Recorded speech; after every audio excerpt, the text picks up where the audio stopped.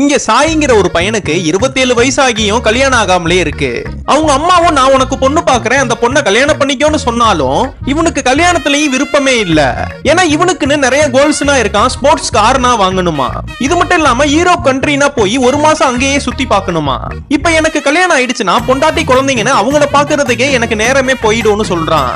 அவங்க அம்மாவும் இவன் கிட்ட போன்ல நான் ஒரு பொண்ணு பாத்திருக்கேன், அந்த பொண்ணு பாக்குறதுக்கே ரொம்ப அழகா இருப்பா, அந்த பொண்ணை பார்த்ததுமே உனக்கு ரொம்ப பிடிச்சிரும்னு சொல்றாங்க. நான் அந்த பொண்ணை பார்த்ததும் 5 நிமிஷத்துல ரிஜெக்டே பண்ணிடுவேன்னு இவனும் கிளம்புறான்.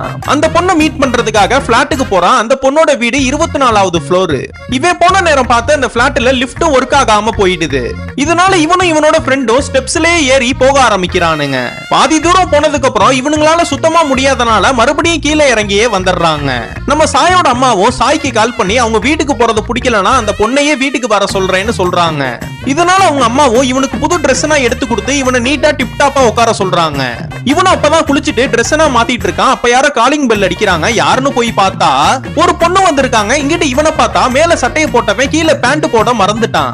இதனால இவனும் ரொம்ப அசிங்கமாயிடுச்சேன்னு உள்ள போய் கதவனை லாக் பண்ணிட்டு பேண்டனா போட்டு அந்த பொண்ணு கிட்ட சாரி கேட்டு அந்த பொண்ணை வீட்டுக்குள்ள கூப்பிடுறான். வீட்டுக்கு வந்தவங்களுக்கு ஏதாச்சும் கொடுக்கணுமேனு கிச்சனுக்கு போனா ஆல்ரெடி அவங்க அம்மா அந்த பொண்ணுக்கு பைனாப்பிள் ஜூஸ்னா பிடிக்கும்னு பைனாப்பிள்லாம் போட்டு அந்த ஃப்ரிட்ஜுக்குள்ளேயே வச்சிருப்பாங்க.